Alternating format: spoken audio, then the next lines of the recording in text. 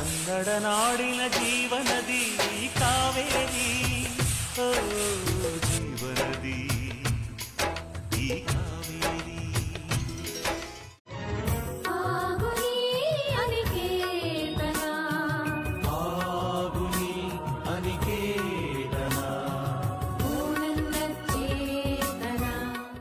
ಸಪ್ತಸಾಗರದಾಚೆಯಲ್ಲೋ ಸುಪ್ತ ಸಾಗರ ಕಾದಿದೆ, ಮೊಳೆಯದಲೆಗಳ ಮೂಕಮಲ್ಲಿನೆ ಕಾಯಿ.